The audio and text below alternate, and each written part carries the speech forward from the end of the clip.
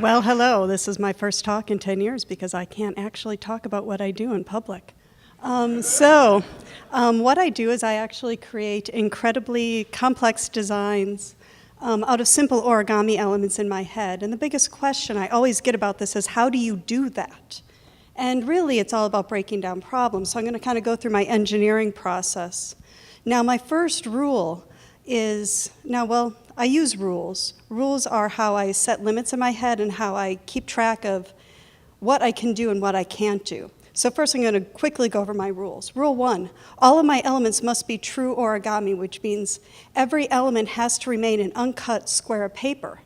Now, right now I work with 4 cranes, butterflies, 4-petal lilies, and 3-petal lilies, but there are many, many that are actually possible that I haven't been able to explore yet.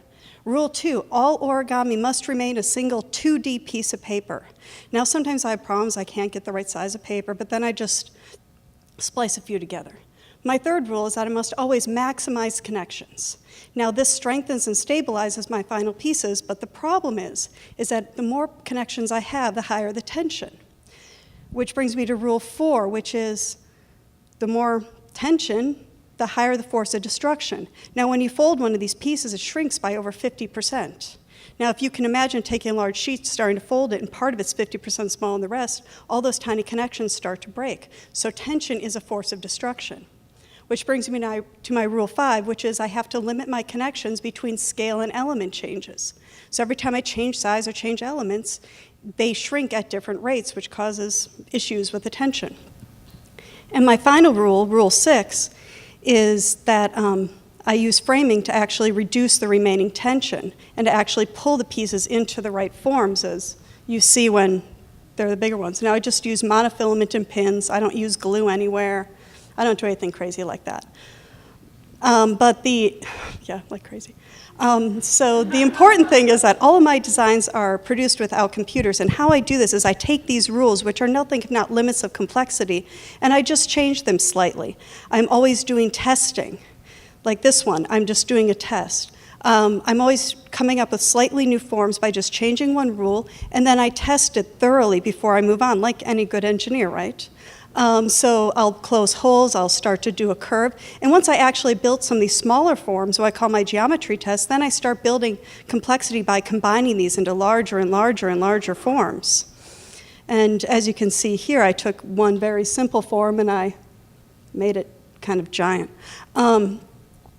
Now, the most important thing is right before I start one of these larger pieces, I'm always writing down in detail exactly what I'm going to be doing, proofing it in my head, rehearsing the fold, kind of going over the details one more time.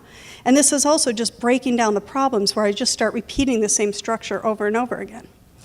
Now, the most important thing that I do when I'm actually folding is I photograph it all the way through. Now, this is great for documentation. The photographs are beautiful, but also I'm documenting the failures before they happen, which is, if you do any engineering, you often find out that things break long before you expect them to.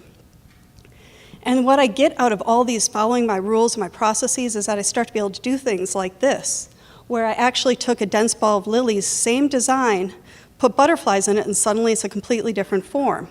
I also love to play with shadows. Once they're framed, I can double, I can triple shadows to the point that the structures actually become blurry when seen in dim light, which is odd. And finally, one of my favorite things to do is that I hide, as a data security engineer, I like to hide private writings. Now, what I've discovered is I can actually hide writings in my pieces. So not all of my pieces have writings, and I don't write down what I wrote in there. But I'll hide writings in these, and I make sure that once it's in there, nobody's ever going to be able to read it without destroying it, because I don't leave enough strength in the paper to actually handle the unfolding, the reading, and the refolding. So in order to read it, you would have to destroy it, which pretty much ensures that these writings will remain private. Notice this one where I hinted just a little bit that you can see a few letters, but nobody will ever be able to read that. And finally, these are some of my newest ideas where I'm actually I'm just continuing on where I'm just taking complex structures and layering them more and more and more. One of them is a weird gravity well kind of idea, but I don't know if that will work yet. But check me out. I just set up a website, so check it out. There's piles more photos there because when you photograph every one, you have lots. So, thanks.